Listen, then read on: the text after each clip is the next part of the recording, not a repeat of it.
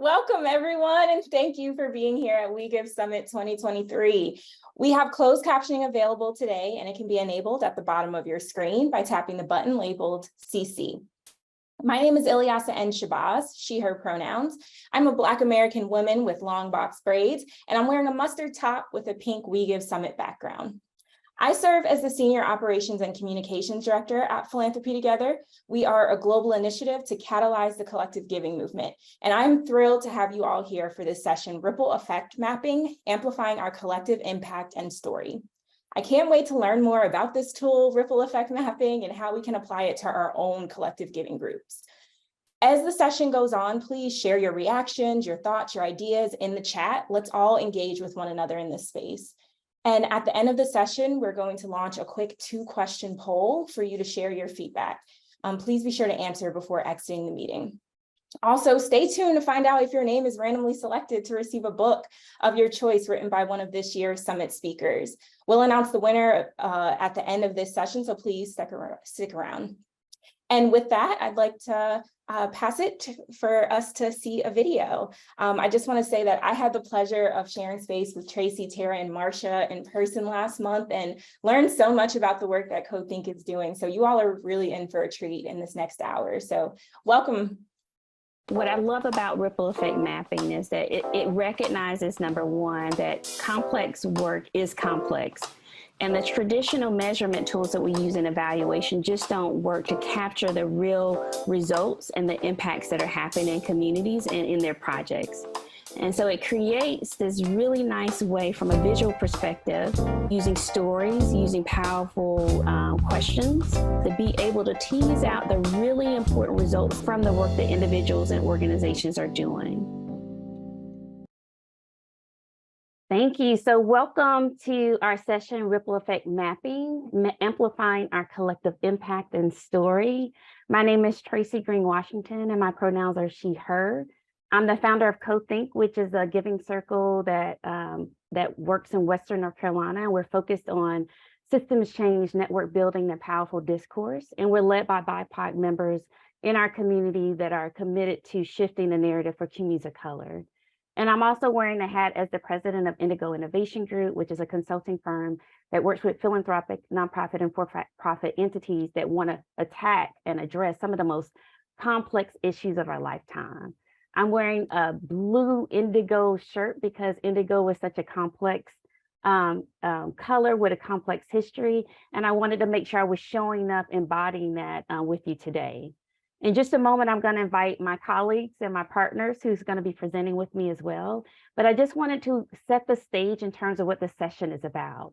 So we intentionally designed this session to arm giving circle leaders like yourself with a community-centered and participatory process that is really centering equity to do three things. Number one, to help us tell a complete story about all the change and the impact that we are leading or driving in our communities and in partnership with community members that are doing some of the most powerful work around giving circle movements across communities.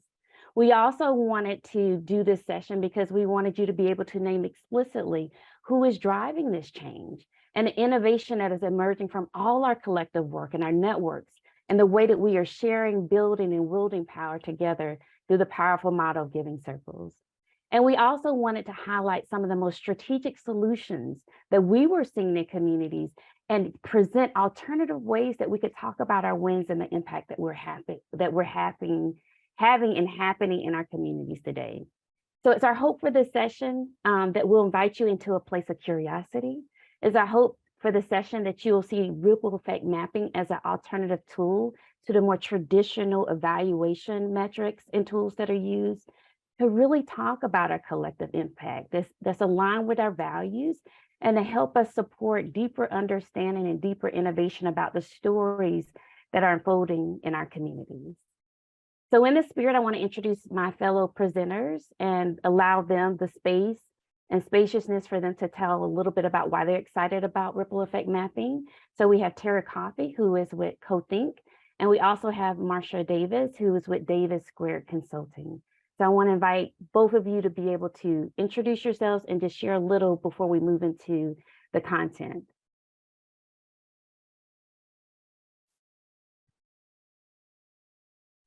All right, I'll start us off.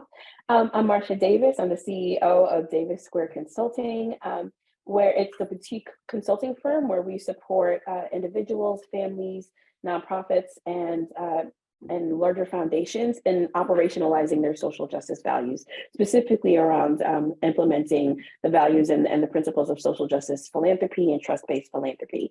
I'm also the former executive director of the ZEDX Social Justice Fund, a place-based family foundation in Asheville, North Carolina, that supports systems change and community healing, especially in the realms of racial justice, LGBTQ justice, and combating anti-Semitism. And so I'm specifically showing up here as someone who is now a huge convert to the ripple effect mapping process, because we've seen how powerfully it can measure impact through our work at the ZEDX Social Justice Fund. So I had to experience it there as a client, and as someone who also is a data geek with a history in science. I think I'm really excited about this session and sharing just how important it is for us to use these more qualitative, humane measures of collecting our impact and telling that data and that story, and feel like the ripple effect mapping process has been such a robust tool. I'm really excited to help share and illustrate how powerful it can be in the philanthropic context. I am wearing kind of an orange and black top. I've got long crochet locks and identify as a Black woman, specifically a Haitian American woman.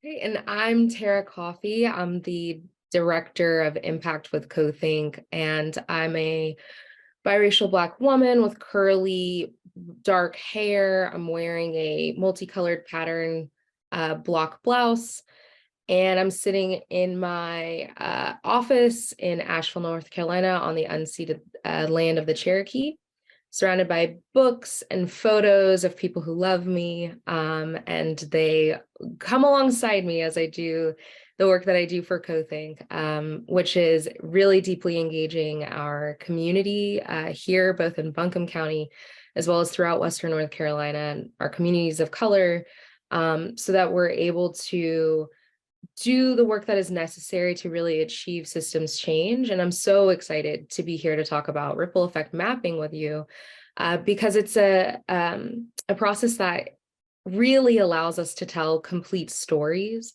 and to really give us the space to show our work is deeply, deeply complex, but it is no less important because it's more difficult to put numbers to, right? And that we can absolutely demonstrate outcomes and the impact of our work. And so I'm excited to have y'all with us.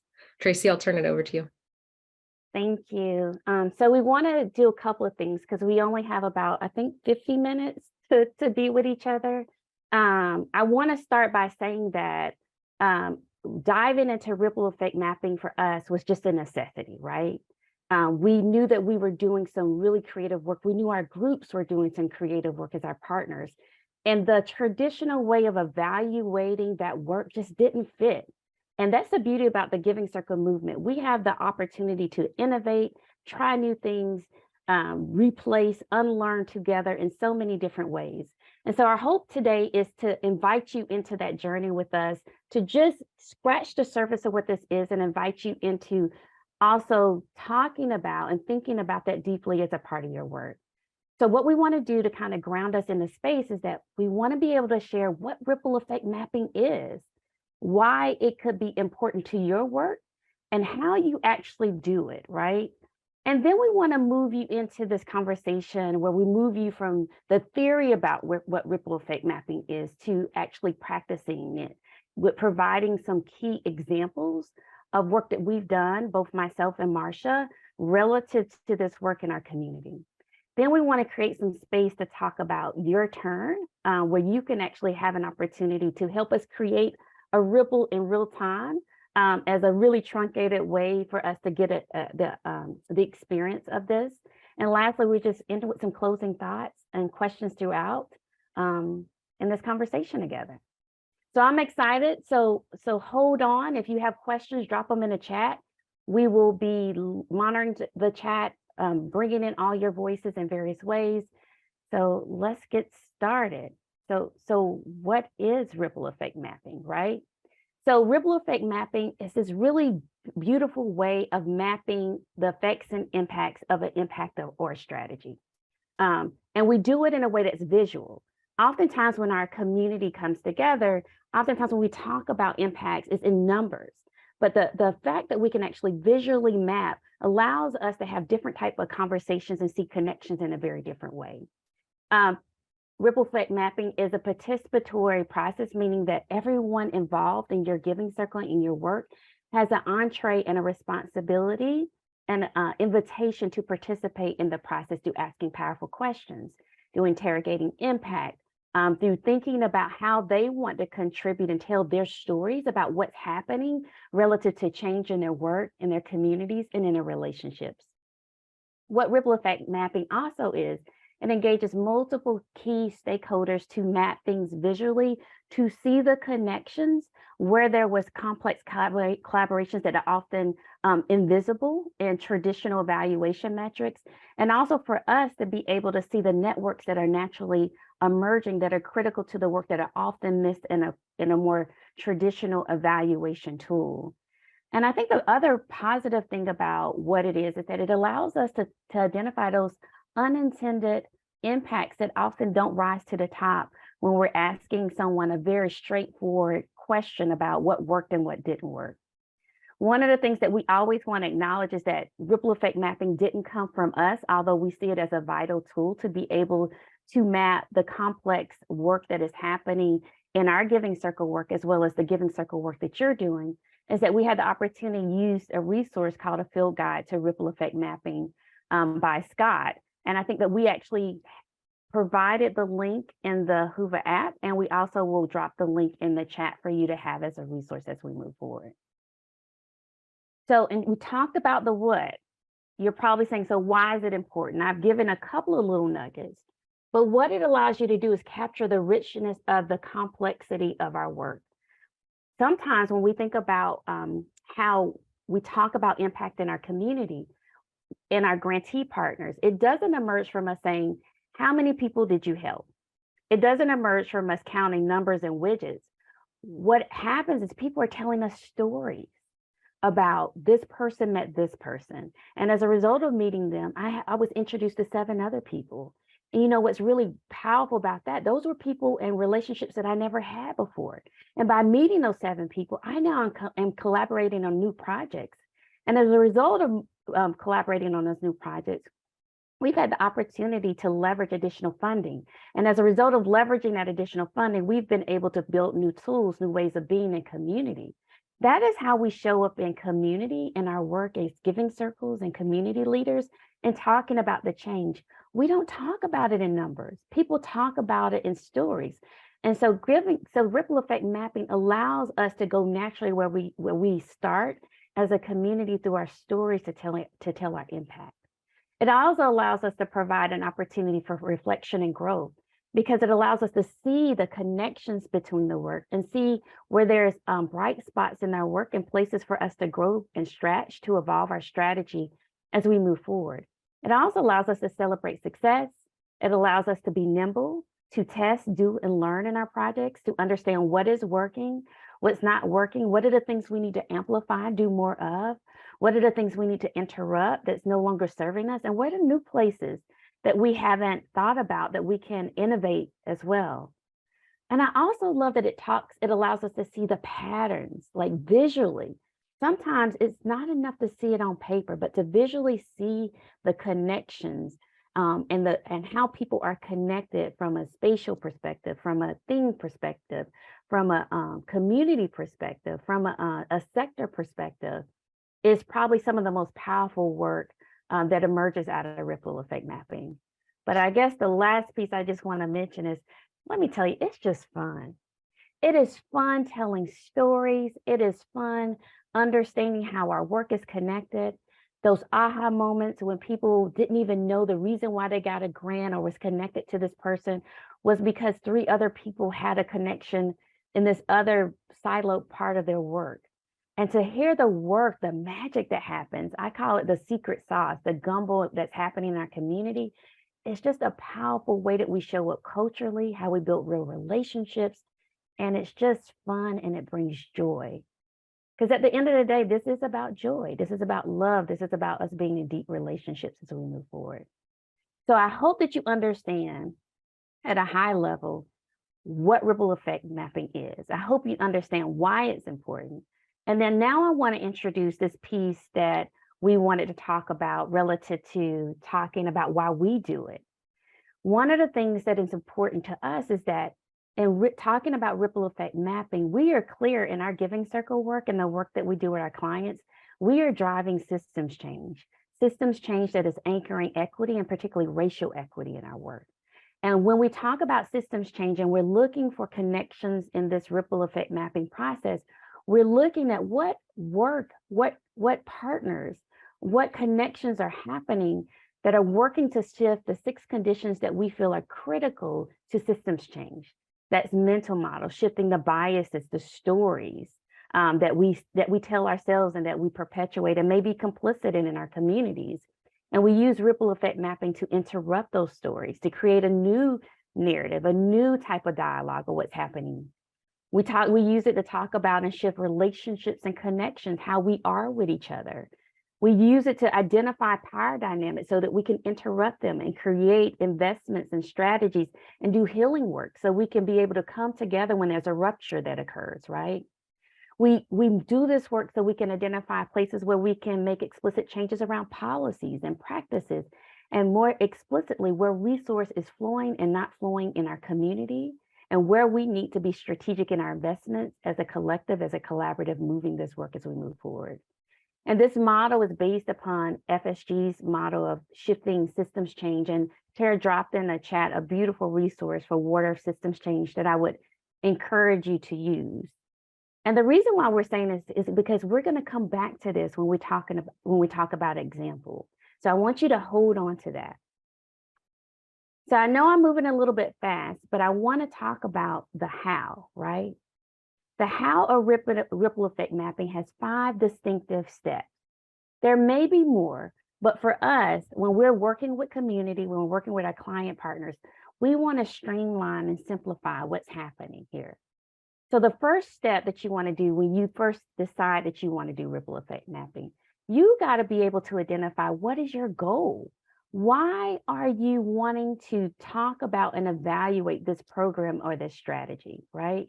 What is the thing that you are grappling with? It may even be a pain point that you can't quite name that you want to get at, right? And so the first step is to do the preparation, where you're meeting together as a group, not just one person, but a collective of folks that are coming together to craft what is our desired goal for this particular work. What do we want to see in terms of moving people around action? What would be the goal around shifting thinking that is happening through this strategy? And what is our goal in terms of us affirming that we're on the right track? And there may be some places within that journey that we may want to shift as we move forward. The second step, when you move from moving to preparation, is actually the work to craft the powerful questions, right? What are the powerful questions that we need to be able to discern as we're thinking about interrogating what the goal is or that pain point is? And I see Ann dropped in the chat. Can you give an example of a goal? And Ann, if you give me just a moment, I'm going to give you 2 great examples of a goal. But with the appreciative inquiry, what's really beautiful about that, it is about asking a really powerful question relative to some thinking, some pain points, some area that you're not quite sure of. This can be done by thinking about what your training experience has been. An example may be what are new or deepened connections with others that you've made as a result of your work as you move forward. And then being able to use that as a means to pair together, to ask each other those questions and interview each other. The third step of the how is the actual mapping process. So you've done the preparation. This is the thing that we want to achieve as a result of asking these powerful questions. Number 2, these are the 3 to 4 powerful questions that we actually want to ask to interrogate or get us to the answers that we're grappling with as a part of the prep. The third piece is like actually mapping the connections related to those questions that we are asking each other, right? And the fourth step is, once we've mapped it and we can see all the questions, is taking time as a collective to be able to look at what the stories are and the themes that's being revealed in a very explicit way. And the beautiful thing about the storytelling and the themes is that everyone comes into the space with various ways of knowing and various lens in terms of looking at their work. So you never know what theme will emerge or what the connections are in the stories that people are being able to identify as a part of this process. And the last piece I want to lift up is the final results in terms of the next steps. What do we actually do with this? So we prepared, we had these goals. We asked these set of powerful questions for our community and our collective. We mapped them visually to see how they're connected or not connected and what have been the unintended and intended impacts. We've had conversation about the themes that we've seen collectively emerge. And the final piece is, so what do we do with it? How do we shift how we think? How do we shift how we show up for each other? How do we shift the strategy to be more impactful? And who are the people that are missing from the work that we need to make sure are at the table as we move forward? Now, I know I went through that very fast, but we're going to ground it in just a moment so you actually see the first three pieces in real time. We won't be able to do the fourth and the fifth, but we will touch on the fourth step of the themes when we get into actually practicing together. All right. So the two examples that we have, the first one I'm going to talk about, and then I'm going to turn it over to Marsha to talk about one as well, is that the example that we want to share for CoThinkk side is that we have a leadership series that we conduct every other year, and it is designed to bring people together across sectors, across cultural differences, to talk about collaboration. This is a 6-month leadership program for past and current grantees and partners and leadership awardees that have been able to be a part of the CoThinkk family. And the focus of the leadership program is around collective wholeness and this notion of principal struggle, that our work is not the struggle with each other, it is the struggle with the issue. And how do we stay in that in order to ensure that we're not working in silos? A big part of that particular leadership series is that we have an innovation fund where people can tap in to support collaborations and be regional experts for each other. And also it serves as the foundation for us to have effective collaboration and alliance building. So that's the first example. Marsha, do you want to describe the second example? And then we'll actually break it into pieces. Sure. So as part of the Zedek Social Justice Fund, we actually went through a community research process back in 2018 to help inform how we showed up as a fund and what our grant making offerings would be. And as part of that process, in response to that process, we developed a series of grants to individuals called the Impact Awards and the Brilliance Awards. And the Impact Awards in particular were a non-traditional form of support where we provided $3,000 in no strings attached funding to local social justice leaders in our area. And the hope there was to make social justice work sustainable, because we understood that the reason our city was a place that people could thrive had to do with all this invisible work that folks were doing, often unpaid and unrecognized. And that we wanted to amplify the voices of those leaders and kind of bring them into the mainstream conversations that we were having as a city about how to shift the needle in regards to racial justice, LGBTQ justice, and dismantling anti-Semitism. And so as we created this non-traditional program, it became really important to us that we found a way to capture the impact of that program in a way that was beyond just capturing numbers and widgets. What we understood is that collective liberation does not happen, it does not happen in widget format, right? It's a complex process, just as Tracey has already highlighted. And so we were on the lookout for an evaluative tool that was going to capture the full impact, but also not be extractive from our partners, would leave them feeling heard, feeling seen, letting them know that we as a funder were really a co-conspirator with them in the journey towards liberation, and that what we were doing was collecting data, not just for the sake of collecting data, but to help us to become better partners in the work.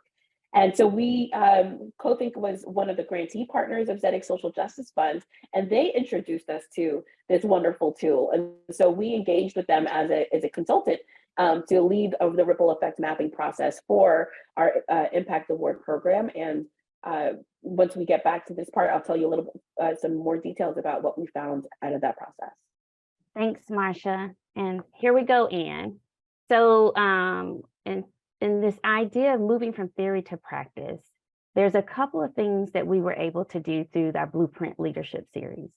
The goal that we had was that we wanted to explore overall the unintended or intended impacts that have taken place as a result of those participating in the CoThinkk Blueprint Leadership Series. That was the purpose. That's step one, right? We also then crafted a series of questions, appreciative inquiry questions that we felt could allow us to get to that. So the type of questions that we came up with for participants who were participating in this process was, when I began the Blueprint series, I was grappling with, and then they had to fill in the blank. And that varied from, I was grappling with how I could build cross-racial relationships. That varied from how I could actually build my muscle around being able to be in powerful networks. Some of it was I was grappling with trust. Some of it was I was grappling with how I could have an investment strategy that allowed me to have deeper impact. Another question that we asked through the 6-month journey, I gained clarity around what? See, they had to fill in the blank. That's the beauty about appreciative inquiry questions. They're not meant to be questions that have a yes or no response. They're meant to invite inquiry, curiosity, and for people to grapple in a really intentional way. Another question was, after the series, I now move with the intention of, and individuals participating in this process had to fill in the blank. When I finish the series tonight, I am leaving behind X. And when I finish the series, I am planning X for the future. These were the type of questions that we came up with for the Blueprint Leadership Series as appreciative inquiry questions. And Tera's going to drop in the chat an example, actually a handout that you can actually take with you of all of this information at the end of the process. In addition to asking appreciative inquiry questions, we wanted to map and think about what type of change was happening from a systems perspective. You remember I talked about the 6 conditions. For us, when we looked at the six conditions, from shifting mental models to resource flows to power dynamics to policies and practices, our work was cross-cutting in terms of the responses that we received, meaning that people who were answering and responding to those questions touched on each of those different areas and were working intentionally to shift those conditions around systems change. And as a result of the knowledge that we received, we revamped the leadership program. We changed the length. We actually shortened it. We had an explicit focus around this principal struggle, and we ensured that we had a hybrid experience, particularly given that we were in the middle of COVID. We also talked about and embedded continuously the innovation fund and actually added dollars to that. And we also talked about who would be the right type of candidates to be able to participate in this process. And so we began to have conversations around readiness to enter this conversation and what we need to do as an organization to be able to ready individuals to be able to be on this journey of grappling with these really intentional issues of how they are in collaboration and real relationship with each other as we move forward. So I hope that that was helpful as an example from the CoThinkk side. And so I'm going to allow and invite Marsha to come into the space to talk about on the Zedek side. Great. So thanks so much for sharing that example. I love seeing the ways in which like CoThinkk has expanded based on this, because at Zedek, we found it to be a really impactful process as well that helped us to shift our grant making in a way that helps to support social justice leaders and makes us a part of the social justice ecosystem in Asheville. For us, for our ripple effect mapping process, our purpose was really to see and explore whether or not the impact awards we created increase the awardees' desire to continue their community social justice work, And we also had an open-ended purpose of just discovering any unintended impact of these awards and making Asheville a more just community where everyone could thrive. Capturing the unintended impacts was also really critical for us because for those of you who may be engaged in more traditional forms of philanthropy, we've seen mainstream institutions really shy away from grant making to individuals. There's kind of this idea that folks need to be, if you're really committed to liberation, that you should be doing the work and somehow martyr yourself in doing the work for your community. And what we started to understand, especially if you're thinking about supporting leaders who are also impacted by the social injustice that they're seeking to end, that many of them are dealing with all of the same issues that they are actually trying to solve in their communities. So we will often see like LGBTQ leaders, our BIPOC leaders get lost in the shuffle of funding, where the funding goes to their organization, and yet they are struggling to make ends meet. They're struggling to make daycare work. Some of them were dealing with being unhoused. And yet, and we needed to kind of create a grant making program that would help support them on these issues. And also, really, we engaged in this process to help make the case to other funders that this might be an impactful program. And so the appreciative inquiry questions that we went through were, what is a highlight, achievement, or success that you've had based on your impact award? What new connections or deepened connections for your community social justice work have resulted because of the impact awards? What new thinking, strategies, or actions are emerging as a result? And what unexpected things have happened as a result of your work with the impact awards? And we were really excited to see that actually, again, that the impact of the program was cross-cutting, that we were impacting our social justice leaders on every level and every one of those 6 conditions that FSG has identified as being required for systems change. Everything from mental models to policy change. And it was a really exciting result that, in our gut, we knew might be there, but it was important for us to have kind of documented as part of this process that our social justice leaders were having this kind of exponential effect on our social justice climate here in Asheville, North Carolina. And as a result of what we learned through the Ripple Effect Mapping Program, we've decided to make Impact Awards and Brilliance Awards a permanent aspect of ZEDIC's grant making strategy. So at this point, we've given over $1 million to almost 200 local social justice leaders as a result of this program being in effect over the last, since 2018. One of the other aspects, or one of the other pieces of information that came out of the Ripple Effect Mapping process was how important it was for everyone to just be seen and to connect with other leaders.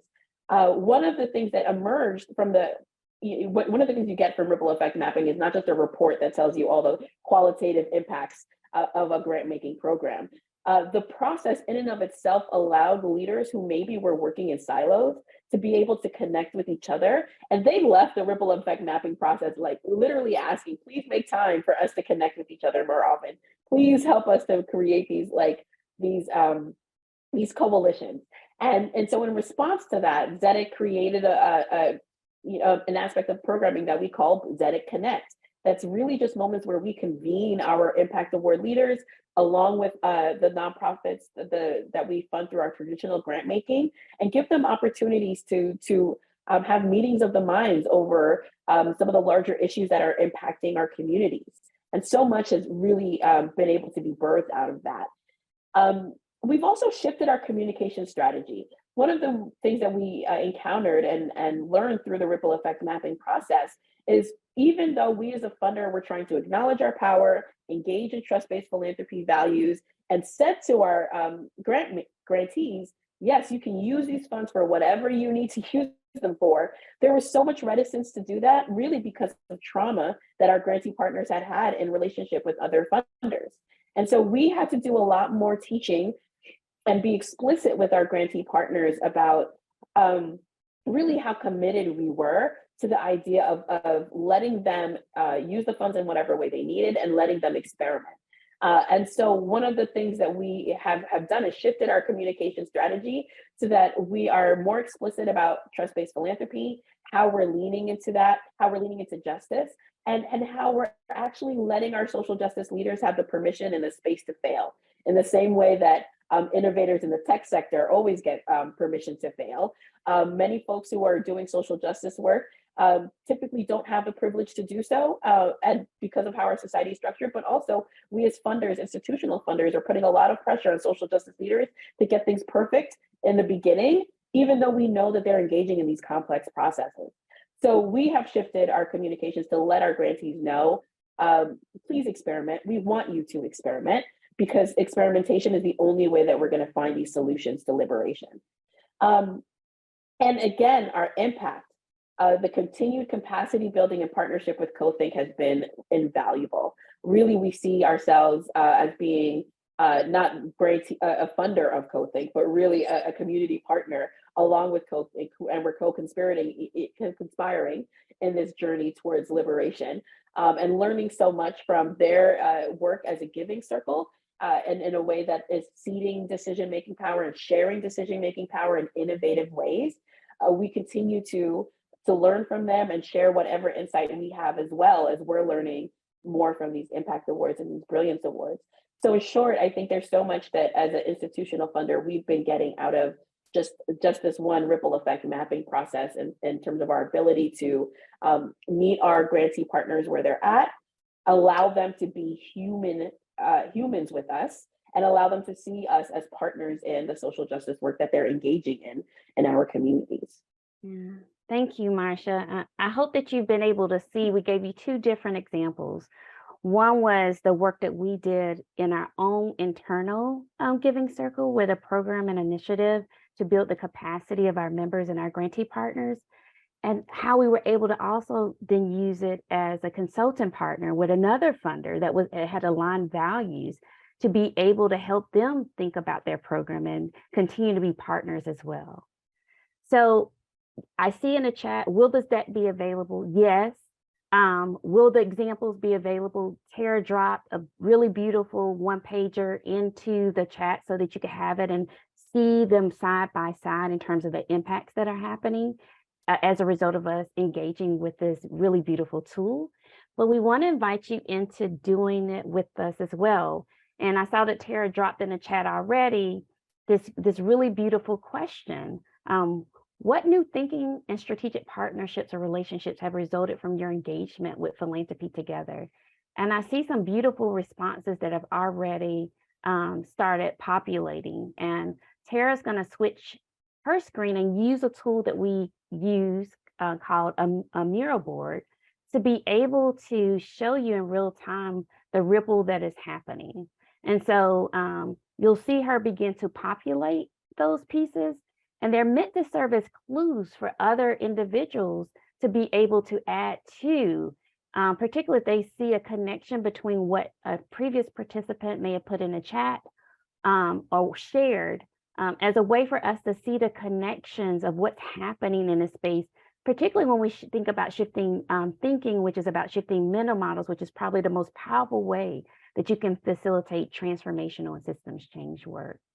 And so I see in the chat, and also I think we have the ability for individuals to unmute themselves, I believe, as a part of this, but we do see some very specific things. I changed my perspective from reactive. Let me see. I changed my perspective from and there's a great reactive philanthropy to proactive philanthropy. Then you can see more opportunities for long-term collaborations. Go ahead, Marsha. Sure, and there's a great comment from Guff about how Philanthropy Together has helped them to bust silos, right, beyond their giving circle, kind of building new partnerships and relationships. I love it. Learning more about other organizations that are doing incredible movement work.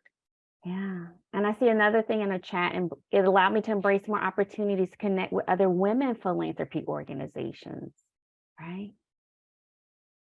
Social justice change makers versus innovators, the space they have to fail and learn, 100%. Let's see. Keep dropping them in the chat or unmute yourself. This is our chance to practice together.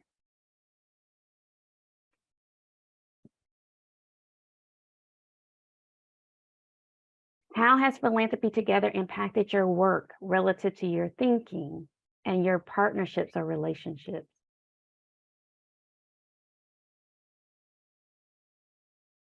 And you can't be shy.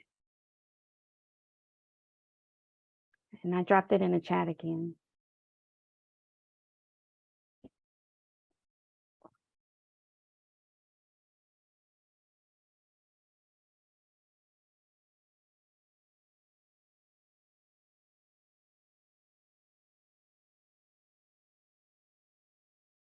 Other responses?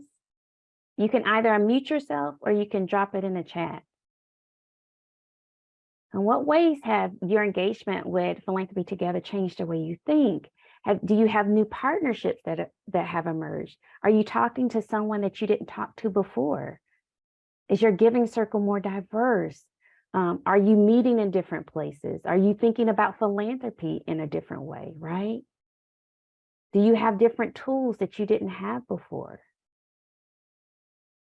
If you have new relationships, what do those relationships look like? Are they community relationships? I love that someone talked about more relationships with women philanthropy organizations. Yeah.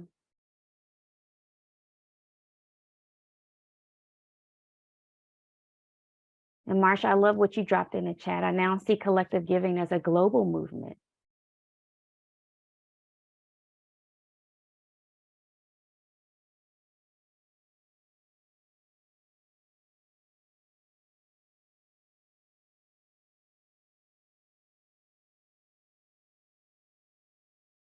And since this is a tool that is meant to break down silos with collaboration. So as we're looking at these pieces and we see the starting points here as of, this change that someone mentioned of listening, social justice change makers versus the innovators and the space that they have to fail and learn. From there, I'm wondering, whoever shared with that piece, what comes from that, right? Like, so what other things have come from that perspective shift, right? So that's the next step here of dropping, yes, from the what has philanthropy together change as far as your thinking, but as you have this piece of, looking at how you're learning more about people and organizations doing this movement work, what is coming from that? How are you shifting then in those places? And there's a couple more that came in while you were prompting individuals, Tera. Ilyasa said, before joining Philanthropy Together, I only knew of giving circles in my local community. I now understand that groups exist all over the world and there's opportunity for collaboration no matter where you are. We can come together around our shared interests and values. Maggie put in the chat, education makes all the difference. Sarah, I get to interact with all of you incredible leaders every day. Yeah. And then there's just an affirmation from Guff. We're all interconnected globally. We are so our challenges, opportunities, impact. I agree. Any others? What's shifting thinking relationships? I know for CoThinkk, when I think about Philanthropy Together, it has allowed us to be co-creators with them, right? It's a partnership where we've had opportunity to come alongside, particularly as Philanthropy Together has been working to center racial equity and arm giving circle movements and leaders with those tools to figure out how to have those courageous conversations, right? Yeah. So we have a couple What a beautiful comment I want to highlight here in the chat of Monique saying that Philanthropy Together has allowed her to feel more confident and empowered, moving from feeling like victims to solving our own issues collectively. Yes, I love that. Marsha, do you want to take us through the part about themes and patterns that individuals are seeing? Sure. If we look at the map. Yeah. So part of the next phase is in the ripple effect mapping process is now that we've populated the mirror board is to start looking together and seeing if there are any themes that are emerging in the work. And I would love it if folks could populate in the chat if you're seeing any themes that are coming out for you. for the sake of time, I would love to just kind of highlight the ones that I'm seeing here, which is the busting out of silos. I think Gov kind of started us on that journey, the importance of busting out of silos, the idea of empowerment, really moving from seeing yourself as a victim to seeing yourself as a part of a collective movement. Right? This theme around shared values, yeah, keeps coming up, Marsha. Mm-hmm.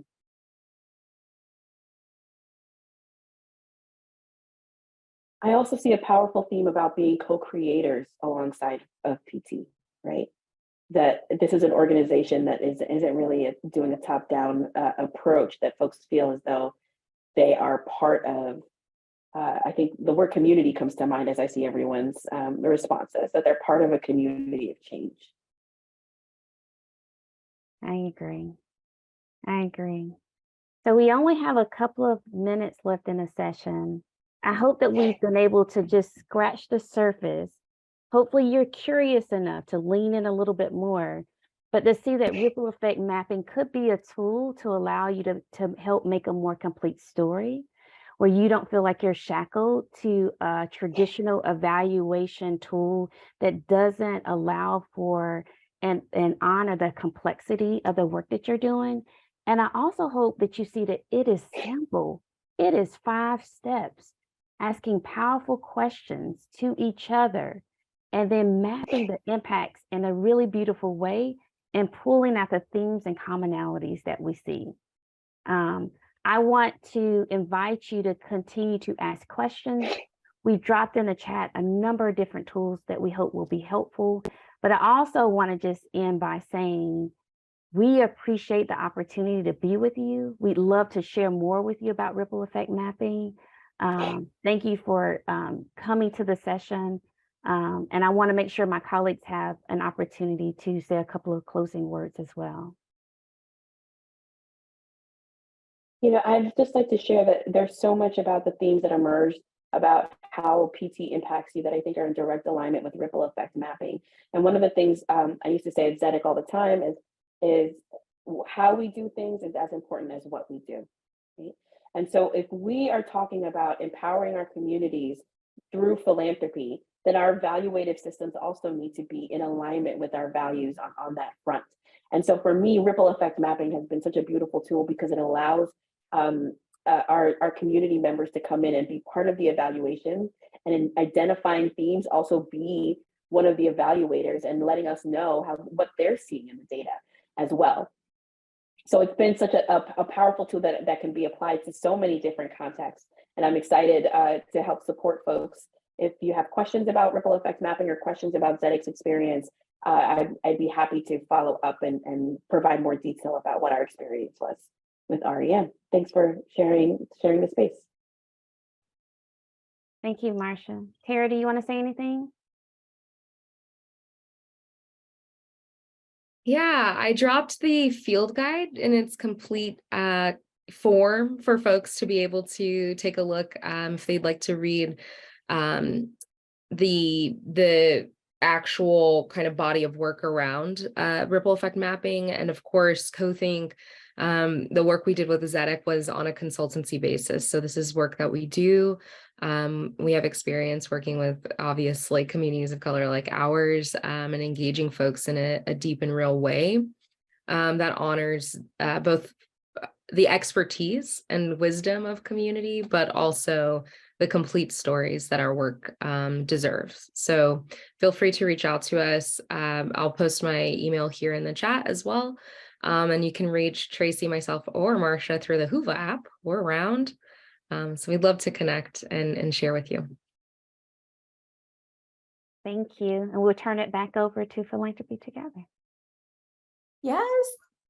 Thank you, Tracey, Tera, Marsha. Thank you so much for being here and for this presentation. This was, for me, an introduction. It may have been a reintroduction for some, but definitely I was taking notes, like I'm ready to dig in and dive in. So for everyone who wants to revisit this session, the video will be available in just a few days. The slides, all of the links that Tera has dropped in the chat, those are all be available on this session in Whova, so that we can all revisit and dive deeper on this. Before we wrap up, there is the 2-question poll that just launched. Please be sure to answer that before exiting. And congrats to Raisa Tomlinson, the winner of our book raffle for this session. Raisa, our team is going to follow up with you via email in the coming days to confirm your book of choice and where to send your book. So thank you all for joining us, and we look forward to seeing you for our final 2 sessions of We Give Summit. So up next at the top of the hour, we have Donor Organizing 101 with Donor Organizing Hub, followed by our summit closer, Seed Funding the Next Big Ideas, Visions, and Organizations. There will be a special performance by Glide Ensemble and Change Band. So definitely come back, and we'll see you there. Bye.